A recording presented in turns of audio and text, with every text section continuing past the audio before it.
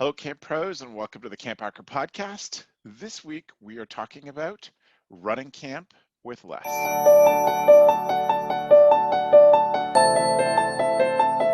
My name is Travis Allison. I want to welcome you to our show. I am a summer camp marketing and strategy consultant, and excited to have everybody here with us today. And I'll pass over introductions to Chris. Hi, everyone. My name is Chris Hudson. I am one of the directors at Camp Highlight, a one-week sleepaway camp for children with LGBTQ parents. And when I'm not doing that, I'm a full-time social worker. So deal with that. And my name is Gabrielle Rail, and I'm one of the camp directors at Camp Waro. And Camp Waro is an all-girls camp in the Laurentian Mountains of Quebec, and we focus on creating a positive female community, and we do that in English and in French. And my name's Joe Richards. I'm the executive director at Pierce Williams Summer Camp and Retreat Facility in southwestern Ontario, and we are part of the United Church of Canada Camping Network. And I've been here for 16 summers. Although, does it count if the last one didn't actually happen? Yes, it was still summer. Yeah. So. I know camps that have like a 10-year paddle program that are trying to figure out what counts this year to get, to getting your 10-year paddle, how this year is going to count. Yes. I think most of them are just giving grace to people that are part of the community. Mm-hmm. We actually just, anybody who signed up for our online program and paid got their tree cookie for our program. But Perfect. If you chose as a parent not to, then you're choosing not to support camp in that way. So we just didn't. So very few people got their tree cookie this year is what I'm saying. So gotcha. Is that a cookie shaped like a tree or a cookie that tastes like a tree? Neither. Okay. It is a chunk of wood. I don't want any more. Actually, I just want to leave the audience with that. Okay, great. Okay. Is that just a Canadian expression? Tree cookie? No, it's a technical term that I've checked out with foresters. So when you take a branch of a tree and you cut, or a large stump, and you cut it for that circle that you get with the rings, that's called a tree cookie. Okay. Oh. But when you type tree cookie into Google, you get a lot of images of Christmas tree cookies. Right. And that is also true. Neither of them are bad things. They're both equally good. I love that this is at the top of the podcast, so it's only. Oh yeah, for sure.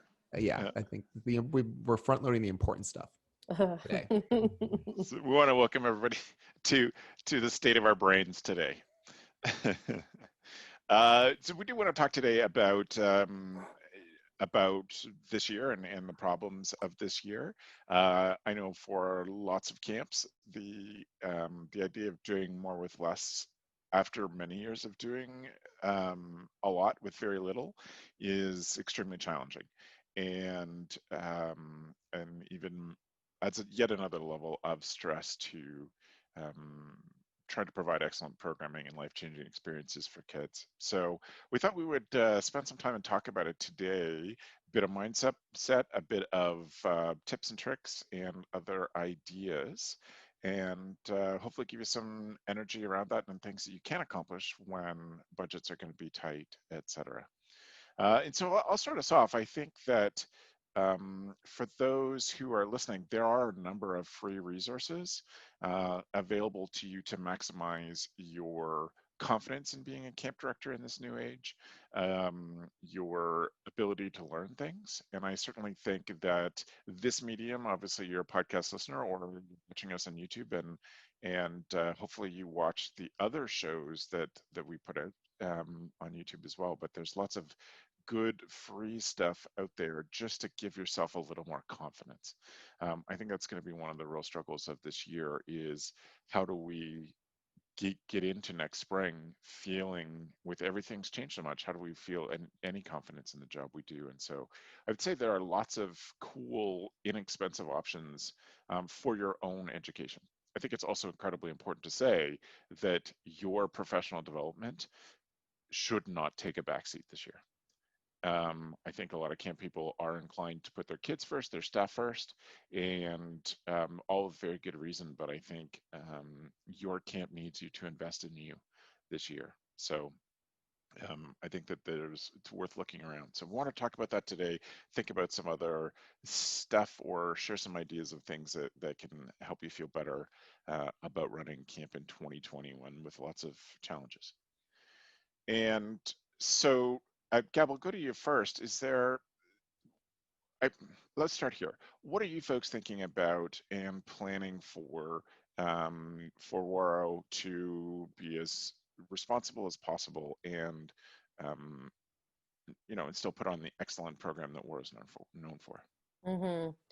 I think for me right now, well, the spring was it was just such high thinking and planning.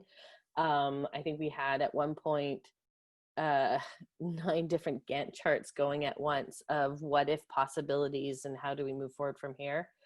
And I think I love adrenaline and I can live off of it for a pretty long time. I think it was around week 4 of adrenaline. That's when it started. It wasn't as fun as it was in the first 3.5 weeks, and just got drained from thinking about how many different scenarios and possibilities and how to keep our staff engaged, our campers engaged. We actually this summer, everybody that was registered or were accepted as a staff member at camp did get their crest. They get a crest and also 10-year paddle. This was, you're part of the community, et cetera, et cetera. But all of that had to go through a filter system. All of that had to have a discussion. And right now, I'm trying to take just free space to think. I've been walking around camp. I'm living up at camp right now. And I've been walking around camp and finding like wood stumps and being like, what can I turn this into? And just meditating on, just letting my brain go while I'm painting something random that has no consequence. And just trying to let my head do some deeper thinking and calm thinking. It was in such a high emergency state throughout the spring and throughout the summer that right now even though we're starting staff hiring soon, camper registration is going to go out, et cetera, et cetera. I'm really finding it's important that I take a couple of hours a day to just think and process and just let the chips kind of fall where they need to fall and just evaluate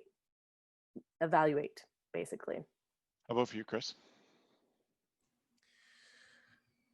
There are, okay. So I think in thinking about next year, first of all, I want to say, in thinking about doing more at camp with less, when we started Camp Highlight, we were funding it out of our own pockets, our own social worker pockets. So we're not rich, Wall Street people who are like, let's start a camp. Right. And so we had to think about doing everything with less. And now I have been a camp counselor for a really long time at a really rustic camp in Pennsylvania, which didn't have a giant budget. So we made a lot of our own stuff. And I just got into the habit of, piecing anything together, bringing stuff to camp. Like, you finish a thing of Pringles, bring the canister with you. Who knows what that could be? You throw something in, it could be a rain stick. It could be an impromptu football. And the kids at some point, once it gets going, they don't care anymore. Yeah. And so when we started Camp Highlight, it was a lot of that kind of thinking. It was a lot of like, texting the staff and being like, oh, it's 2 days after Easter, plastic Easter eggs are 66% off. Like, who can come up with an activity that can use this sort of thing? Yeah. Going through the garbage, getting toilet paper rolls, like all that stuff. I'm happy to say that after 10 years, we actually have a budget for these things now, but the thinking is still there and I'm thankful for it. I wouldn't say that we're cheap. I would say that we are very thoughtful about where we spend our money, and if we really do need to spend the money on that. So that said, the other part that I heard Gab talking about, and it was also part of your question as far as like, I guess the question's about bandwidth, because you were talking about investing ourselves and I have found it, I'm going to be really honest, it's very difficult to think about next year amidst everything that's going on, amidst the high anxiety of the spring and the summer. Like, I feel like I still need time to shake down from that. Meanwhile, at the time that we're recording this, it's the start of our planning season for camp next summer. Mm-hmm. And the question marks are everywhere. The first one being, will we be able to do this at all? And once you start there, it kind of deflates your balloon for all the other things that we should be focusing on right now, like staff recruitment and engagement with parents to get them to send their kids back. I wish I had an answer or suggestion for people listening, but I think it's just go to your favorite spa. That's what I'm going to do if it's open. I think I just really need to clear my head and get back into the groove, which always takes me a long time after camp is over and I come home. I cannot talk to or see anyone involved with the camp for like a full 10 days. Don't text me, don't call me. So technically, I guess I'm still in that period. It's just lasting a little longer. Right.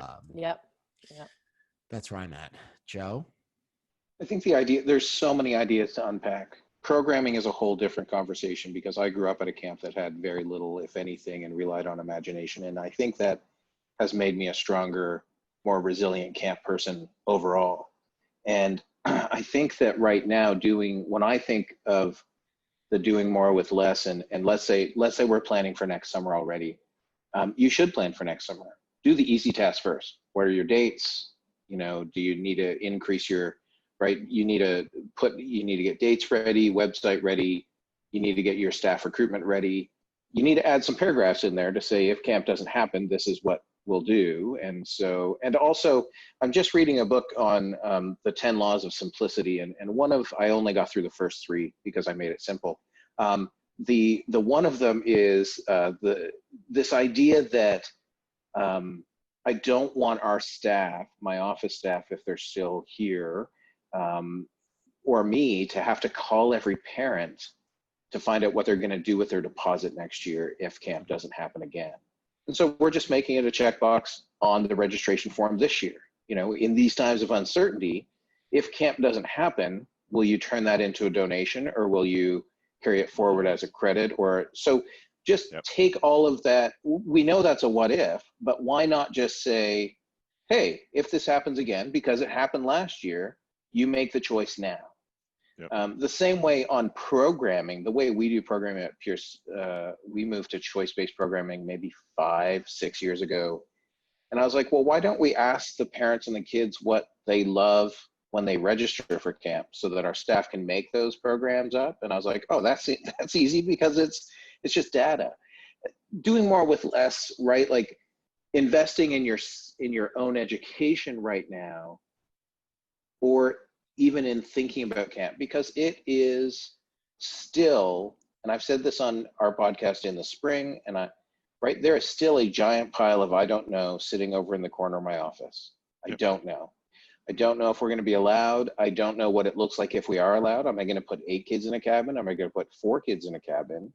Am I going to have, right, like, are we allowed 30%, 30 to 50% of capacity, right? Like all of those things are these giant I don't knows, which can bog you down, but I'm still going to need staff so I can recruit staff, and I'm still going to need dates and right. So those are things that are knowns, and I can be like, great, I know. And I was thinking today when I was out at Staples buying a new calendar, I use a little paper-based calendar that travels with my notebook around my office, because it's easier to flip months ahead as opposed to looking at a computer. And one of the things I was like, you know what else we could do right now? I could plan the dates for the summer of 2022 and 2023 and 2024. I know I can because I know how I plan them. I go from our August holiday weekend, our civic holiday weekend, and I go back and forth, front and back. That's a Canadian holiday, civic holiday. And so doing more with less is this idea that, okay, well, if I have less staff, if I need to rethink about how I'm going to do this, because I'm going to have fewer campers, so I'm going to have fewer staff. If I have fewer campers and fewer counselors, do I need the full leadership team that I've had for the past 10 years, 10, 12 years? Or does that need to be less as well, right? We're not going to have any school groups in the spring. So do I need as many spring staff, what we would call spring staff here in Ontario, to come in May and June, right? And if I have no money to spend on maintenance, I certainly don't need as many spring staff, right? I can't just create projects out of thin air unless I have funds. And so it's this idea that our maintenance team really bought into, and by team, I mean 2 people, bought into the idea of, and our whole staff here bought into the idea that the theme of 2020 was do what you can with what you have, right? You look around the facility, this needs to be repaired. We have the wood to do that. Let's go and repair that. Oh, look, here's lights that Joe bought 2 years ago that nobody ever put up. Let's go and put those up, right? So doing what you can with what you have. Because what's also going to happen to us this year in our planning is that we know we're not going to have the money from registration to spend on things, because it's prudent financially to put that money into an account and not spend it. Because if I have to pay it back, I don't want to be in the same situation I was this year, where I had that money, I'd spent that money on salaries and on supplies and on maintenance, which means you're in a hole, right? You're starting in a hole. So any credits we gave this summer is already a hole. Yep. And then because I might accrue $40,000 in deposits for us as a small camp, that's $40,000 I would have spent in January, February, March, right, and April, and now I'm not going to have it, right? So it's really and education is another big thing. Travis said early, now's the time to invest in yourself, and I agree. But once again, where's that money? In my mind, I'm like, where's that money coming from, right? Like if I've asked all my staff to take a 25% pay cut to work here because that's what the Canadian government is giving, can I really say, oh yeah, in my education budget, I'm going to just use it, right? Like I'm like, oh, we'll see. But yeah. I like, Joe, I want to pick up on a thing you said and turn to Chris and Gab with this. The idea of looking at this past year in learning from the communication mistakes or the setup mistakes and trying to account for them now.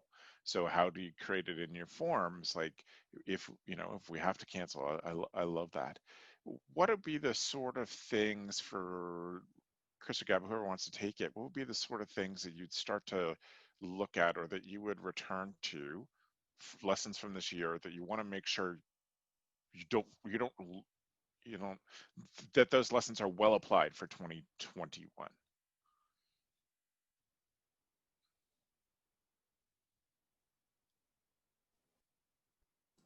I love how you're both giving that thinking face. We're both, the thinking emoji. Yeah. I don't know if this answers your question, but I've learned a lot from this. I mean, what we've all learned is that we're even better under pressure than we thought. Right. And I want to say that to anyone who's listening who is a camp director who feels like they didn't do a good job. You did do a good job. Like if your camp still exists, if your children are safe and happy, whatever you did, whether it was digital, whether you mailed something out, like it worked, and we're here and we're going to do it again. Everyone deserves a bit of grace. Okay. That said, to answer the question, things from this year that will be well applied next year, the digital space for our camp, like that entire landscape has been opened up to us. Oh, and awesome. It's something that we never considered before, as far as using technology to do a lot of our work. I mean, obviously spreadsheets and stuff, like that's fine, but we have been struggling to find a way to do our camp training. Our camp training happens well before camp begins, because the way that our host site works is that when we show up, camp has to start the very next morning. So our staff is on site. There's no time for training. We got to go. So we've been struggling with how are we doing? We're asking people to travel twice in the summer.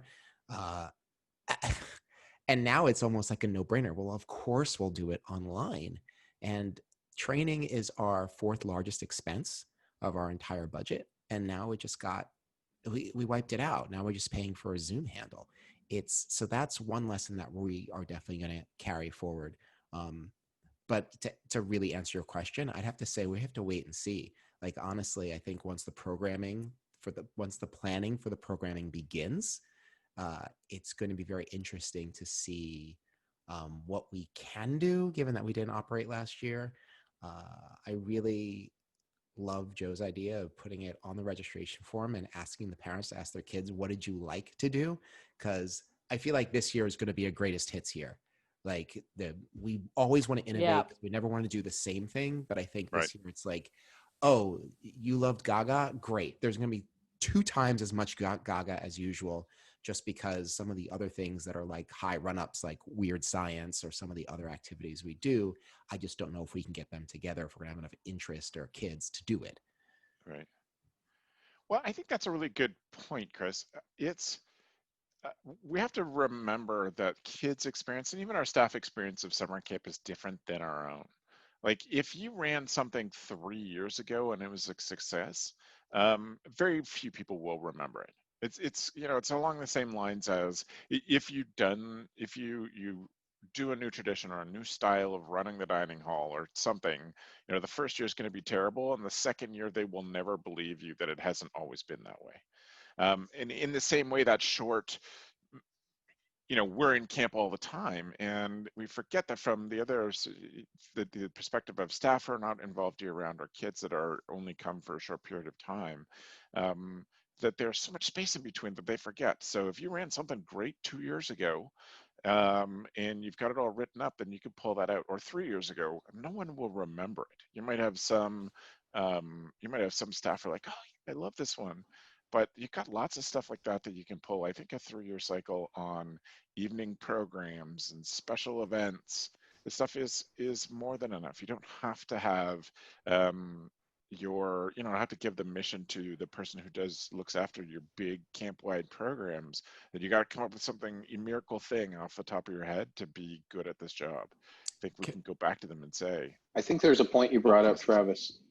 This non-summer that just happened for many camps allows us to change things, and we can always blame it on COVID, right? Like, so we're doing this with rental groups as well, and with summer camp change. So there's physical changes that have happened at camp that people haven't seen for 2 summers now, right? Like we cut down $10,000 worth of trees this time last year. Mm-hmm. And very few, if any, of our staff or camper families have seen them, right? Mm-hmm. Because they haven't been here, right? We built something that we call the wall up at camp that is really just hiding ugly maintenance area. And we put colored numbers up so our program staff this year could use it, and then no program happened. But like we can talk, they'll come and they'll think that's brand new. And us, the people who've been here for a year, will think, that's not new. Like that's been there for like a year and a half. But all of these changes, I think, allow us to, COVID allows us to make changes that we either were necessary or will make camp better. Because oftentimes people are afraid of change. And people are afraid of changing the smallest thing, or we've always done it that way. So one of the big changes we've made for our retreat groups is we're no longer taking small groups, right? Instead of 25, our minimum number is now moving up to 50, and you have to book for 2 nights. You can't just do a single night. And with the goal that we're making $3,000 a weekend minimum, just to turn the lights on. And I've done the math on it, and we'll lose a variety of small groups, but every group we book replaces 3 smaller groups. And so it's less work for the same. And so with camper parents, and camp, what are the changes we can make that might be a less for us, but we don't need to say to them we're doing it with less, right? It's, so a cabin, one of our cabins that would have held 32 campers in 4 rooms, so 4 rooms of 8, now might only be able to hold 16. But what does that look like, and how do we do it, and how do we convince parents that that's okay? Doing less, all of these changes, right? COVID is, and the pandemic are a way to implement changes or to rethink about the way we do things. so that it's not always the same. And finances play a big role into this, because what this pandemic has opened up to many camps is that we're either spending our money at the wrong time of year, or we're spending on too many full-time staff, or right where we don't have the money dedicated to where it needs to be. And so all of these changes are open for discussion with COVID on the table and the pandemic still going forward. Chris, you look like you had a thought. I'm vibing off of something that you suggested earlier, as far as like our kids and our staff. Our expectations of ourselves as camp directors are usually much higher. Yeah. You know, I'm always thinking, how can I make this as exciting as Disney World? Right. So I want Disney World to be like here, and we're ranked really close behind it. Yeah. That is impossible, you know? Right. But that's where I start. Meanwhile, I was recalling a time when I was like a new counselor. I was still a teenager, and my group was bothering me. So I borrowed like an old joke from the cartoon Daria. And I said, all right, kids, we're going to play Death Mushroom. The first person to move or drop a spore loses. It didn't make sense. I just said it. They played that game for an hour. Right. It didn't require any equipment. All they were doing was standing there pretending to be mushrooms and living their entire lives through that game, you know? And, you know, in my mind, I would be like, oh, how do I, you know, simultaneously spin plates and do a hula hoop while singing to entertain them? And that's really all it took. I'm not saying that we should set our expectations low. I'm not saying that we shouldn't set lofty goals. Like, us setting lofty goals is why our camp is so successful every year. But I think it's helpful. There's a bit of reality testing that comes in, like, okay, yes, we want new stuff, but this can be good enough, especially for this year. I would say this year, everyone has permission for this to be a good enough year. Yep. Get back on all the great new ideas, like in 2022. I think 2021 will be the good enough year. And if we are excited about it, the kids won't even notice unless they listen to this podcast, which in that case, I guess the jig is up. It's very Donald Winnicott of you, with the good enough parent, the good enough year, and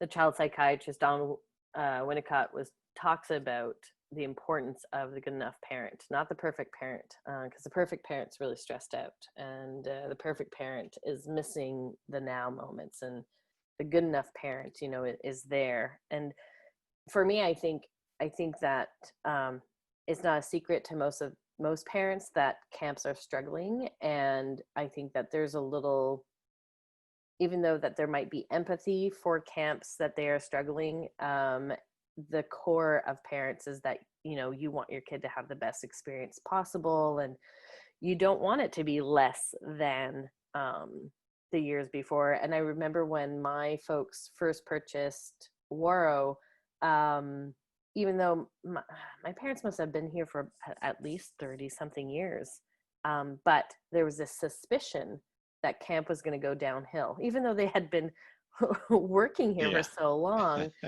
And I remember they had built, this was not a plan, it wasn't organized, but they built these 2 little new cabins. And I just so happened to be in that area when, on opening day, when parents were, you know, bringing their kids to their cabins and tents and et cetera. And I heard, you know, 2 groups of parents talking and saying, oh, well, I was really worried, but I see that there's some improvements here. And it was just these 2 little cabins. They're adorable. I'm not saying that they're nothing, but it wasn't to make a big grand gesture, but for these parents, it was just reassuring. And I think we can do, I think there's an importance in showing parents that we're not keeping the status quo necessarily, but that there's actual improvements. And I think that we can do that with very little. You know, you can do a new activity called, like, you know, something that we started a while ago, Mushrooms.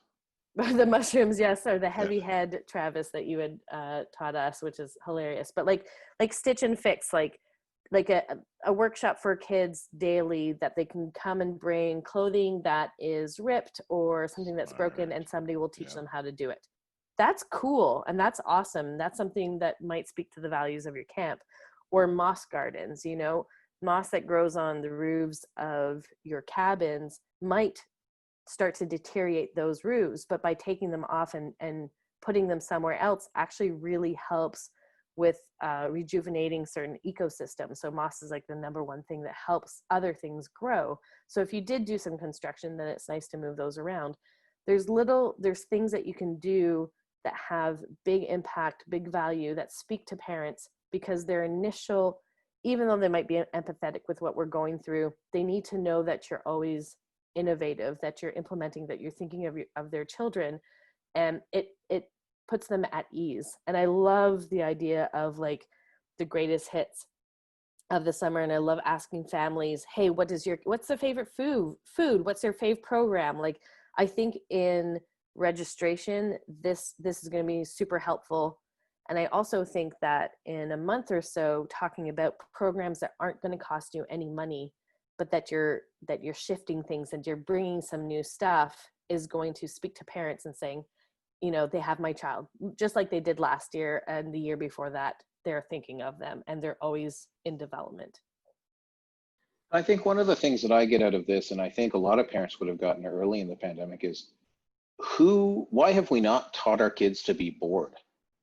Like, why have we not taught our kids to be able to entertain themselves away from technology? Because I think you're a week in, and people are on their phones or on Netflix or whatnot, and then 3 weeks in, parents are like, well, they should be doing something. And it's one of those tasks, and Chris said it, right? That you put this expectation that it be like Disney World, and that's really not what we're competing, right? If that's what we think we're competing with, we're never gonna win. I think the idea is that, and it was said best by one of our camper parents many years ago, that, you know, they had sent their kids to us one year, and then that same summer they sent their kids to an unnamed camp.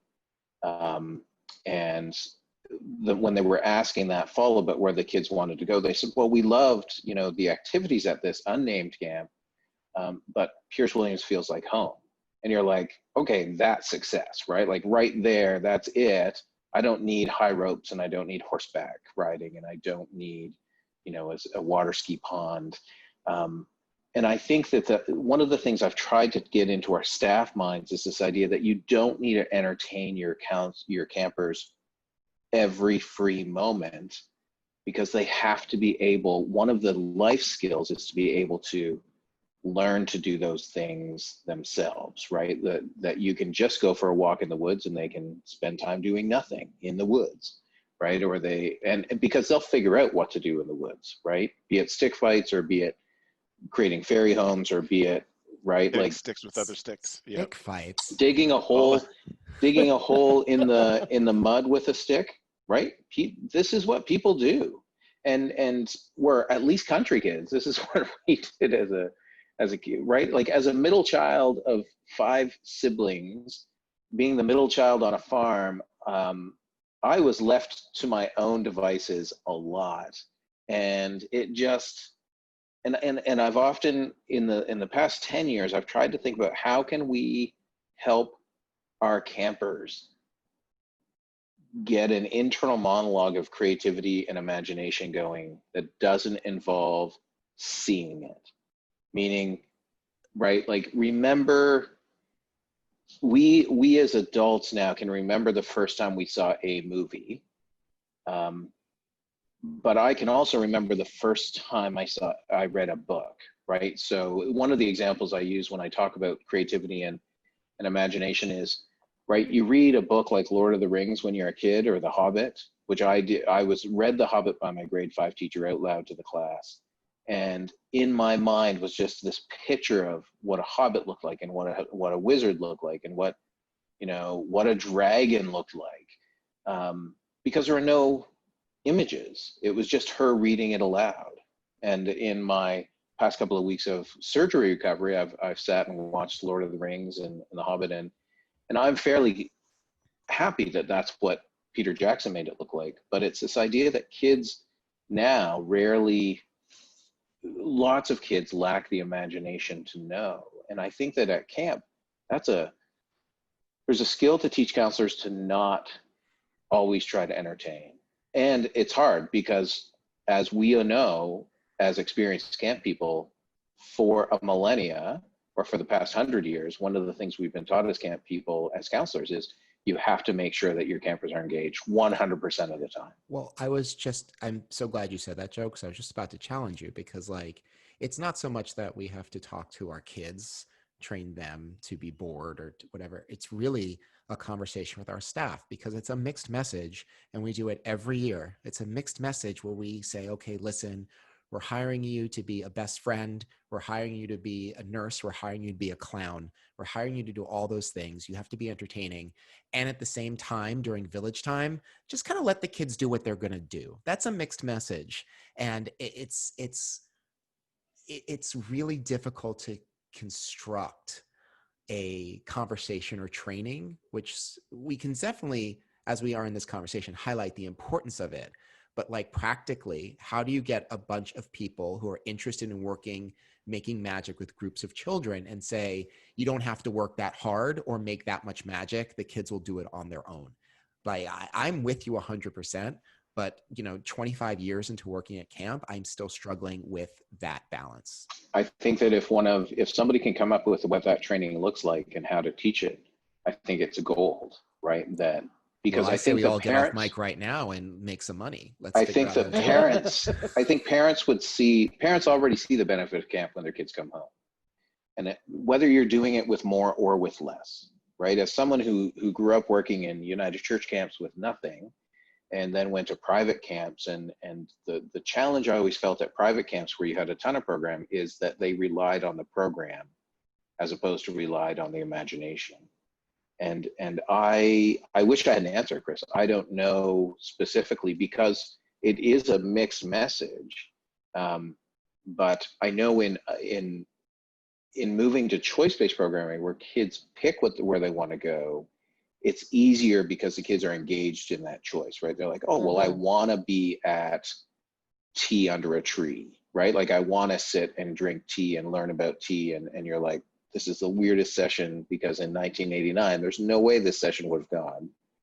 But, right, yeah, village time. I like that phrase. That's good, because it reminds me, many years ago, Gab and Travis might remember, there's a camp program called the Game of Village, which I am still fascinated with to this day, where the kids come and there's zero programming. They make their own villager, they build their own buildings, and then they interact with the other villagers. And I'm like, that so appeals to me. And they're miniature, like, almost, in my mind, I picture them as slightly smaller Hobbit size villagers. We'll put a link in the notes to the Game of Village, because it's still going. It's still happening somewhere. I'll figure it out. Yeah. But this idea that we rely too much on keeping the kids entertained, as opposed to teaching them how to entertain them, how to be bored and come up with those things themselves. And that you can do a lot with less if that's what you do. And I think that actually this year, more than other years, we might want to reconsider our programming and look at creating a little less of a compact programming, so that not just for our campers, but for our staff members, mindfulness is coming into play. And I think there's, at the end of the day, what it really comes down to is intentionality, and saying, what is our mission and what is our goal during this time, and what are we trying to do? And sometimes it's not necessarily about providing 2.5 hours of free time and let's see what happens, but sometimes it's about taking an hour-long activity and making it a 48-minute activity, and giving people just a little bit more time to move from point A to point B, and just lessening that time so that when they get to their cabin or tent, there's a little bit of chit chat that's happening, and there's a little bit of just calmness. I think in the camp industry, we joke that like peeing and going to the bathroom is a luxury, which I think might not shift for camp directors, but for our staff and for our campers, that shouldn't be a luxury. That should be something that you have time to do. and just shifting a little bit your schedule so that you have breathing time and so that you have reflection time and adjustment time and transition time can help lend to creativity, can help lend to decrease stress. And if you're feeling stressed right now, maybe think about camp and use that stress as sort of a conductor for what would you like camp to look like? What would be very, very nice? And I know we adjusted our schedule 2 years ago to be a little bit less compact because certain things were starting to be added into our schedule, such as, writing home for the kids.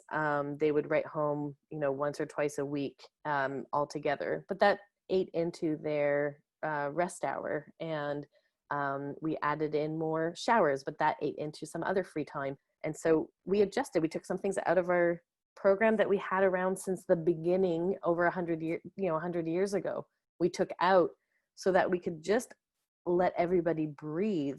It made such a difference. And we still, of course, had that free time was always put in place, and we have it, but just loosening up the schedule. And I think we're going to be inheriting a lot of stressed individuals and stressed out staff and campers. And we, I think planning ahead to create that elasticity will be helpful.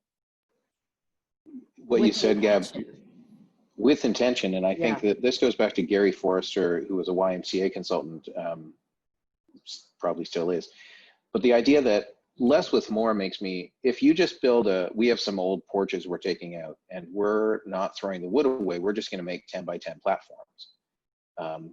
If you just put a 10 by 10 platform in the middle of a field, somebody's going to come, and what generally what staff are going to ask right now, or campers, well, what's that for? And the reality is it's not for anything. However you're going to use it is, what's the wall for? The wall is to hide ugliness when you drive into camp. What you use the wall for is totally your choice. And if I put a 10 by 10 platform, and Gary Forrester always talked about this idea that if you just had gathering spaces, right? Like just places where people can gather. So if it's where they can lounge and suntan, or if it's where kids do impromptu, right? All of those things, but then creating time, as Gab said, in the schedule to allow those things to happen.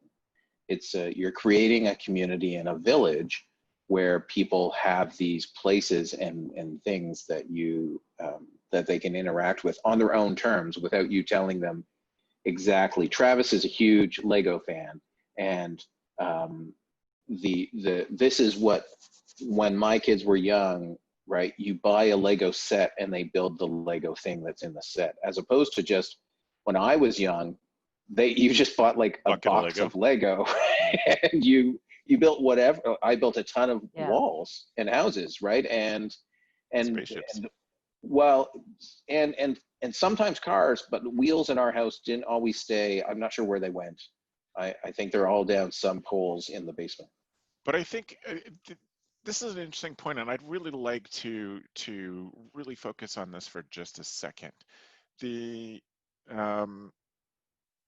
It's a huge opportunity for camps to offer families the gifts of letting kids use their imagination, of letting kids try different things and experiment and just play imaginary games that we have for lots of different reasons, thought out and not thought out.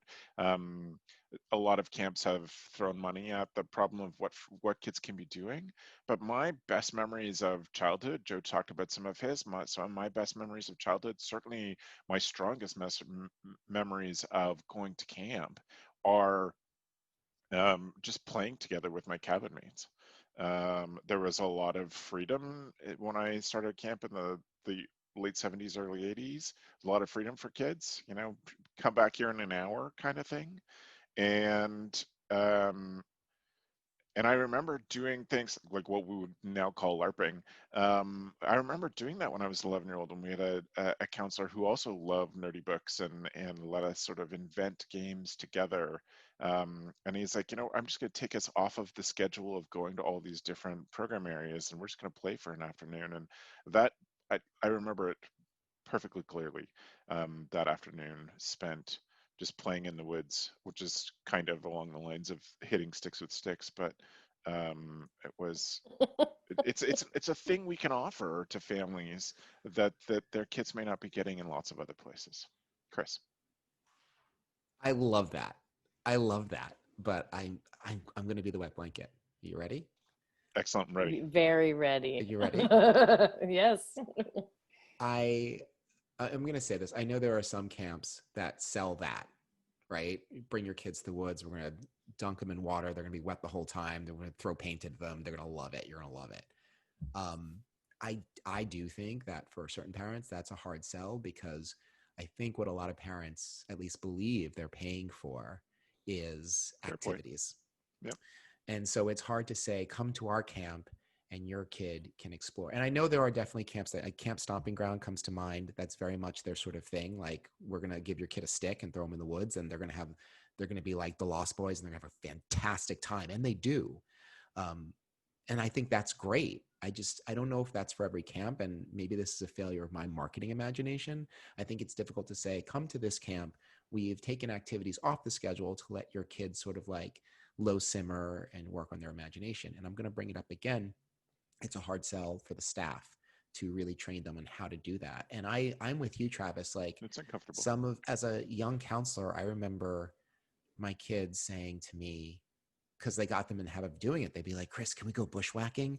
And what bushwhacking was is that whatever, I would walk the group like we were going to whatever activity, and then we would disappear into the woods and just sort of get lost and try to get back to camp before we're missed. And even today, I mean, these kids are now in their 20s and 30s, and they're like, oh, remember when we went off and we found that creek that no one's ever seen before? Everyone saw the creek before, but they had never seen it before. And the magic of the discovery was really powerful for them. I love that.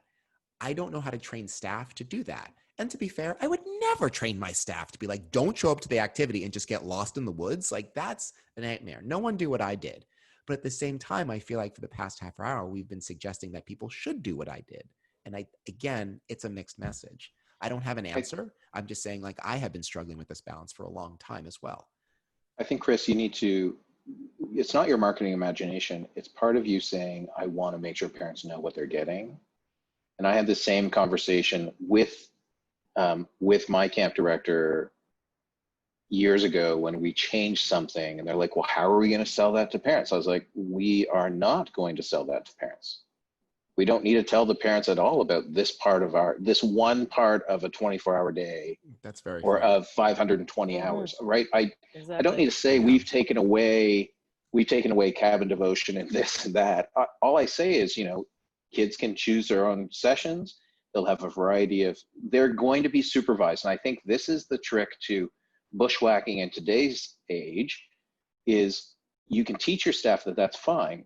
And the staff can make it feel like, to the kids, like they're just making this really random choice, as long as you as a camp director know beforehand, right? Like if a counselor, and we talk about this in staff training, right? If you as a counselor want to take your kids and wander over to the National Historic Site that's across the road from us, and you want your kids to think it's you running away as a cabin group without us knowing, I'm totally down with that, but I need to know, exactly. right? Like, just let us know. Because the same, Travis, and for you, Chris, right? Like, I have this great memory of doing a walk down Lake Erie to the Wall, which was a beat up marina that was like a good 3-mile walk along the beach of Lake Erie and the cliffs of Lake Erie. And I still talk about it with that counselor to this day, how impactful that was. And my camp director from then, this would be the late 70s, really early 80s, he still brings it up because he was pissed that we didn't get back in time, because 3 miles is a long way for little kids to walk, especially, but he knew where we were. That's the thing, right? Like, as long as it's teaching these staff that you can make it look random, as long as I know. You can hit me with a water balloon. Just warn me beforehand. That's all. I think for me, it's not about creating more space for your campers and letting them have more space to quote unquote be bored or imagination or do non-programming programming. I think it's about thinking about your staff and your campers coming in after the year that they have had, and it goes back to the intentionality. And when we shifted our program 2 years ago, I noticed we did this because I noticed that especially my seniors and my July seniors felt very overprogrammed from school and the extracurriculars that they had to do and the exams and all that kind of stuff. And we realized that camp was just as packed, and we wanted to just loosen it up a bit. And that's all we did. But there was a real intention about it. And I'm always concerned about pendulum swinging. And when you have an idea in your head where we think, okay, you know what, everybody's going to be stressed, so let's give them a whole bunch of free time. Well, that's not going to solve anything. But what are some small actions, some small shifts that you can do that are going to just allow for shoulders to go down a little bit? And I love the idea of like tea under a tree as a program. And what does that mean? Maybe for some camps, it's quite organized. Maybe it's really about what our topic is going to be, and all the campers know that we're going to have a conversation, and that there's going to be a little learning process at the beginning, and then there's going to be group discussion and I think pair share, et cetera, et cetera. Perhaps it's really, really formalized. And for maybe other organizations, it's going to be just really literally underneath a tree where you have tea and there's a staff member there and people can talk about whatever. But I think, again, it has to come back to your values, what you're comfortable with, and what you feel you're capable of teaching your staff. And it takes a staff member a really long time, or at least a community of staff members, it takes a long time for them to do quote unquote unprogrammed programming. That does take time to train. It's possible, but you do have to do baby steps and plant that seed, and not necessarily just go rogue within your camp. I think what we're really talking about is what are we thinking about for next summer, and how are we not making ourselves go crazy in the sense of the limitations that we have financially and staff, and what are some shifts that we can do that are going to make sense regardless of what the outcome is going to be. And at the same time, it's not going to put stress on our bank, but it's also going to show to parents we're thinking about you, and what sort of little programs can we shift, and then have our greatest hits as well, so that we're really honoring our kids and our staff members that are coming back, that is what camp is for them. They're coming back for these really exciting moments, and we're saying we heard you and we're going to go all out with these programs. That's a great place to put a button on this topic. Thank you, Gab, for taking us out that way. So yes, great discussion. I would love to know if there is some things that that people have questions about from this stuff that you'd like to follow us up on. I think we actually got into a different discussion than I thought we were going to when we started. Yeah. But I'm happy with that. I'm not mad at it at all. I loved where we ended up. Mm-hmm. Yes, Yeah. totally. So thank you to the three of you for that. So then what I'm going to do is move us on to our tool of the week. So the tool of the week, as a reminder, if you're new because you thought you saw this topic and listened to the CampHacker podcast for the first time, it's just something that helps us be a better camp director. It is not necessarily related to the topic that we were talking about today. Just one of those things that that everybody brings to the table that makes the job a little easier. Gab, I want to start with you today. What's your tool of the week?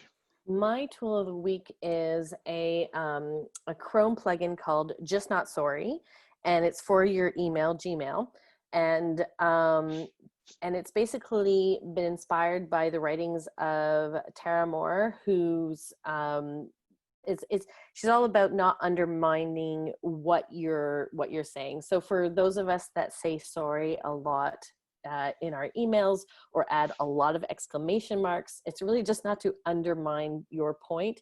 And so this plugin is there to help you figure out or just a little notice, hey, maybe change your language in this sentence. And I'm one of those individuals.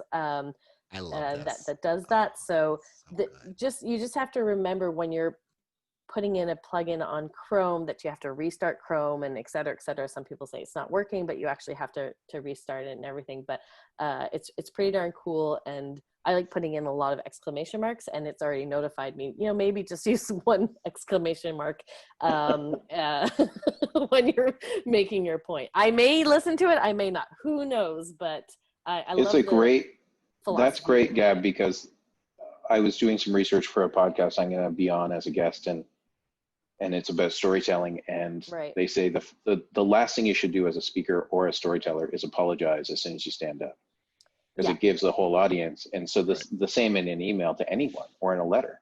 Why would you say sorry for asking for something you want? Or that's great. Or in person. Exactly. How many of us are late to an engagement?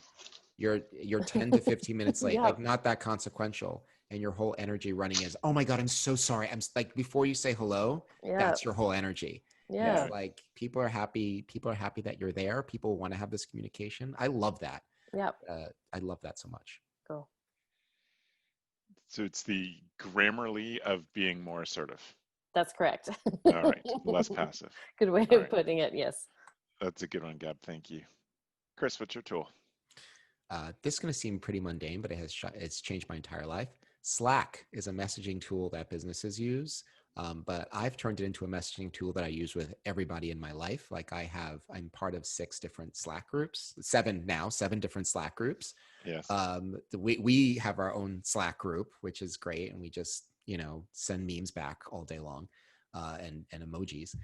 And what it's been super great for me as a camp director is that, one, as soon as someone is hired, they get to join this, they get this exclusive invitation to be on this Slack where there's veterans who are talking about the camp and they are showing pictures back and forth. And it allows our staff to feel like a community before we actually get to the training, which happens in the summer because our staff gets hired in February. So by the time we actually get there, they've been having a nonstop conversation. It allows us a channel that is not email to communicate with our staff. A lot of younger staff, they don't email, which I don't know how that works, but whatever. I guess I'm not 21, but anything a young person, if it's a notification on their phone that's not an email, they're in. So Slack is great for that, and it allows us to build excitement for them. Every time we have someone register for camp, we post something in the staff Slack group, being Jeffrey's coming back, and then everyone's like, oh my God, I love Jeffrey, and then they'll put pictures of, and it's a whole thing that happens.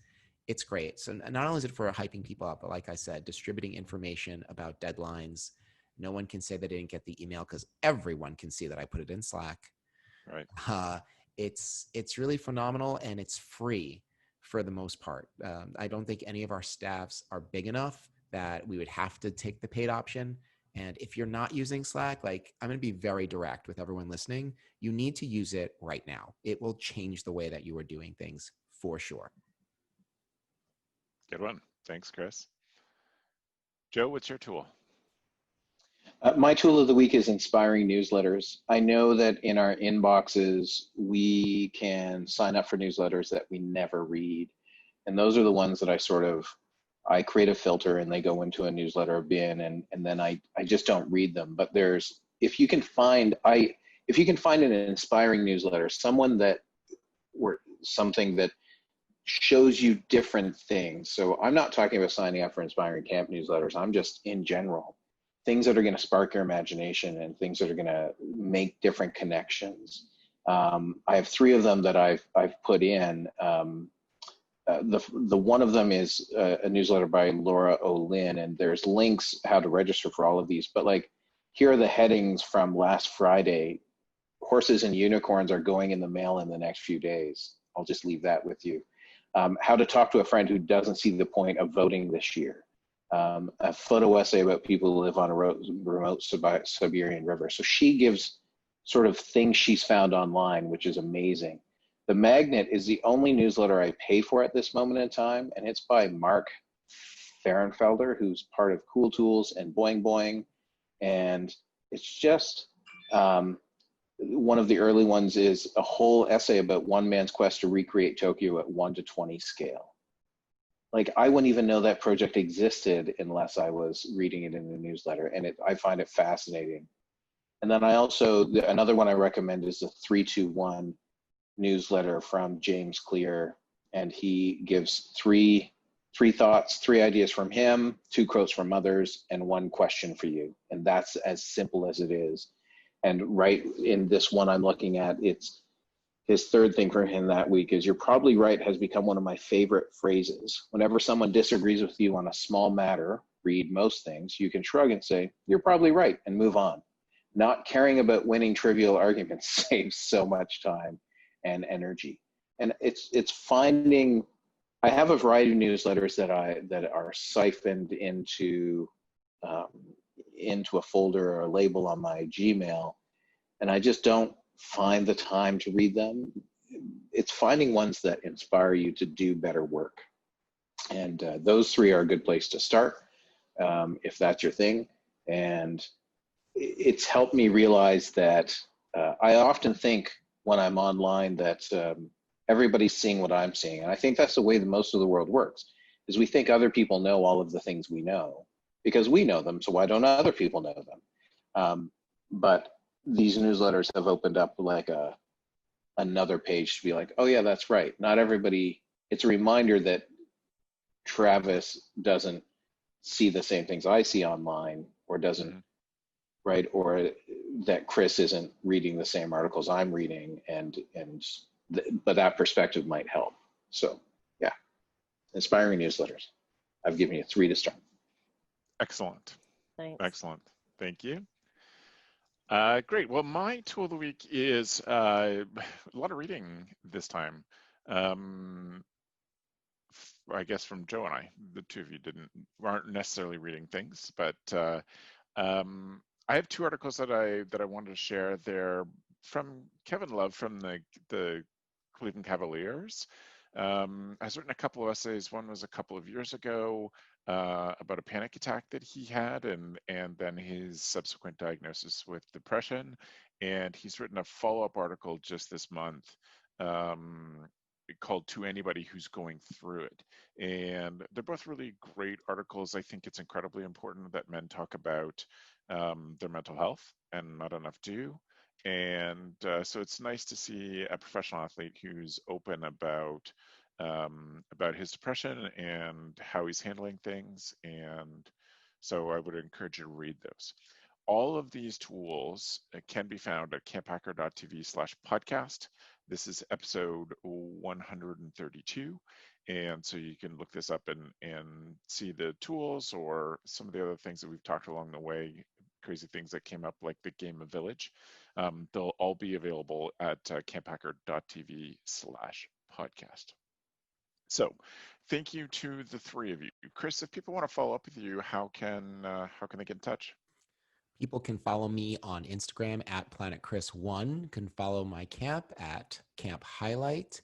You can email me if you are old enough to use email, chris@camphighlight.com. Thanks so much, Chris. How about for you, Joe? I'm doing a new one this month, or this podcast. If people want to reach me, they can give me a call, 519-636-4285. Girl. There you go. Nice.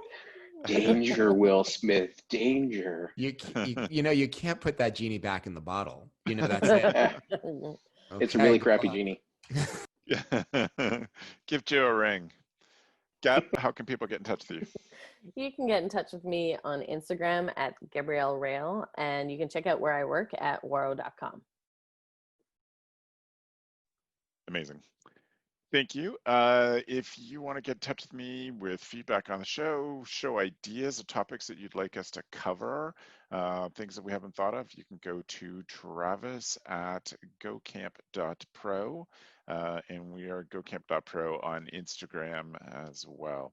I want to thank the 3 of you for being here and for being open and sharing and being a part of this awesome community. And I want to thank those of you who are listening. Special thanks today to our editor and producer, Matt, who helps us get this show out.